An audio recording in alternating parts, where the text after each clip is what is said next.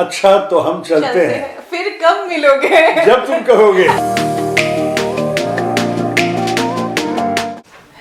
Hi everyone, this is RJ Naina from Radio Gupshup 94.3 FM, proud to be local, and today I have a very special guest sitting next to me, and I'm a little nervous because he might just correct my English. I won't. So please welcome Mr. Shashi Tharoor ji. Shashi Thank you. Tharoor, welcome to Radio Gupshup. Very good to be with you, Naina. And how's the feeling to be in Northeast? Look, I love being in the Northeast. It's such a great part of the country. I love the climate, the topography, the early sunlight, everything. My only problem is that I have so little time on this trip. My friend Pradyut Bordula and I landed here in the afternoon about 4 o'clock, or just after 4 o'clock.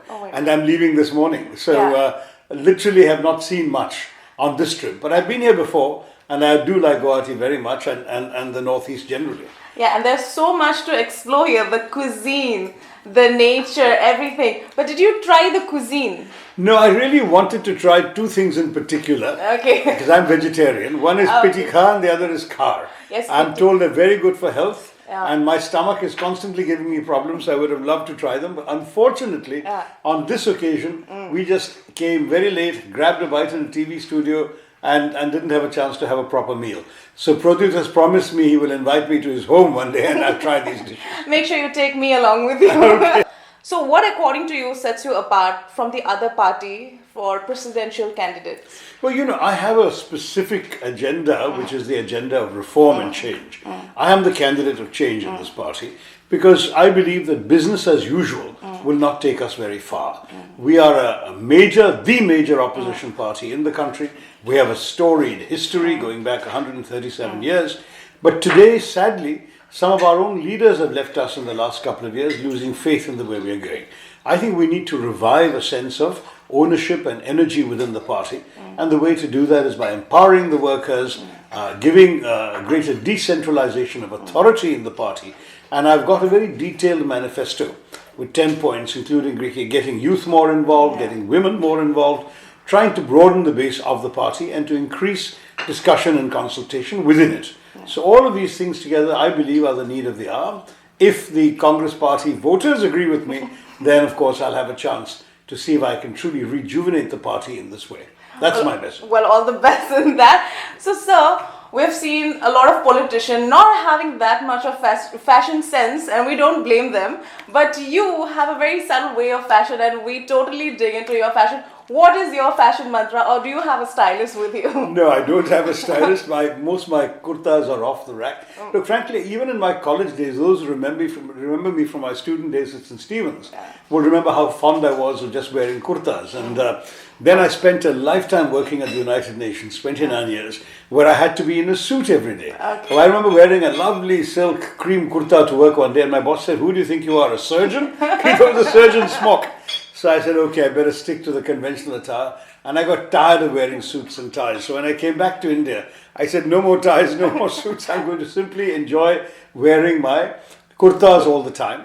And of course, jackets are what we call the bunties, the half jackets. Are very useful for two reasons. First, they make the kurta look a little less casual. And secondly, because they have pockets.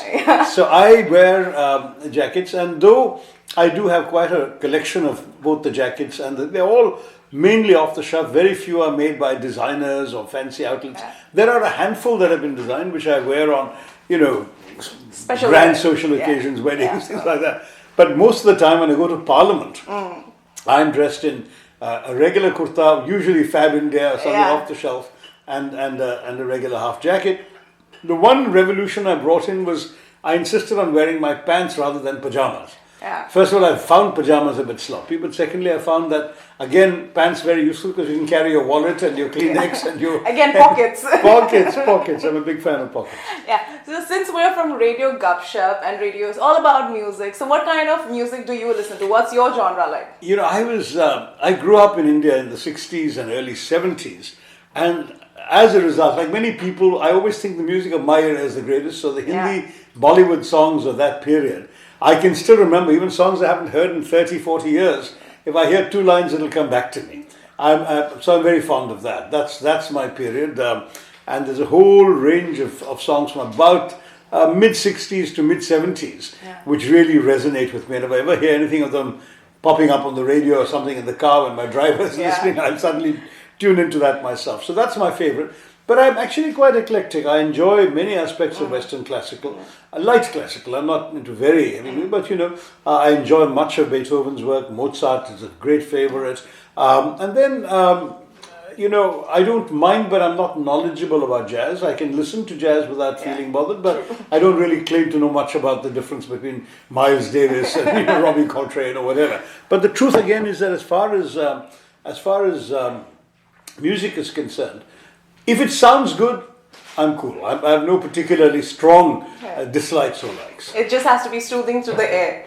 So if I have to pick one song, if you have to pick one song for yourself that will play in the radio, what would that be? Interesting. Well, I mean, there are too many that I would find my favorites. As a child, I used to be very fond of singing because it was so easy to sing.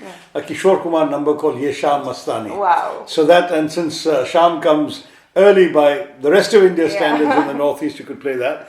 The other possibility, which I enjoy singing even today, in the sense that I've sung it for my parliamentary committee once when we were on a tour, is the song Ek Ajnabi Hasina Se. Wow. So that's another one from that era. These are all, I must say, light Andaman, a lot of fun.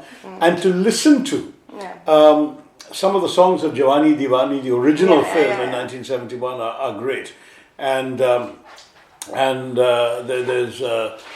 so many of them. You can listen to almost anything on that soundtrack. Yeah, true. And then one of my favorite duets, which is probably the right note on which to end our conversation, is a song from about 1965, a movie called Aan Milo Sajna, which begins and has the line, "Achha to hum chalte hain, fir kab miloge?" Jab tum kahoge. For sure. So lastly, Sab, if you're not working, what do you like to do in your leisure time? Nowadays, I only read on planes because when I'm at in normal life. So what I'm trying to do, for example, I don't get enough normal exercise. So I watch cricket highlights while I'm on the treadmill. And that way I combine exercise and my entertainment. That's right, at the same time. And lastly, any message for our listeners? Look, I mean, I have no authority to give advice to the Northeast because I haven't spent enough time here. I think it's a gorgeous place. I think you've got wonderful topography, climate, environment. I hope that you folks will flourish. And though everyone talks about development, my suggestion is to get development that doesn't spoil your beautiful environment. And one of the things that we found useful in Kerala was the IT industry. Because when you've got a good environment, IT doesn't pollute. So imagine if the people of Assam, of Meghalaya, of Manipur, Mizoram, of Tripura, of Nagaland, if everyone was able to invite in IT industries, you could actually not only be able to develop and move faster and farther into the 21st century in this part of India, but you would also be able to do so without damaging your beautiful environment. So that's one idea for all of you. But otherwise, I really hope that you will flourish. I really wish the Northeast all the best. And I promise to be back. I'm looking forward to it. We're looking forward to it as well, sir. Thank you so much, sir, for giving us your time. And lastly, I would like you to say, Radio Gupshup, proud to be local. Radio Gupshup, proud to be local.